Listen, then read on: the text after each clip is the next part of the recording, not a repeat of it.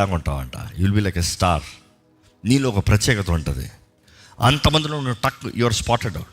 ఇదిగో ఆ పలానా వ్యక్తి, ఇదిగో ఆ పలానా వ్యక్తి స్పాట్ అవుట్ చేయొచ్చట. నీ క్యారెక్టర్ సరిగా ఉంటే it will make you stand. Don't crumble, don't argue. కొంతమంది చూడాలి ప్రతి దానికి వాదనే.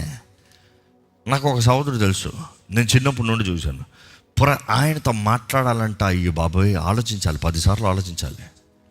ప్రతి దానికి ఆర్గ్యుమెంట్. ఇది ఎందుకు, ఇది ఎట్లా, ఇది అవసరమా, ఇదేంటి, ఇది ఎందుకు, ఇప్పుడు ఇది ఎందుకు చేయాలి, ప్రతిదానికి ఎందుకు ఎందుకు ఎందుకు ఎందుకు. ఏందయ్యా ఎందుకు అడుగు చూడు. అది తీ అంటే ఎందుకు, ఇడరా అంటే ఎందుకు, అక్కడ పో అంటే ఎందుకు. మాట్లాడతావు ఆయనతో, దాన్ని ఉండరా బాబు నన్ను వదిలే.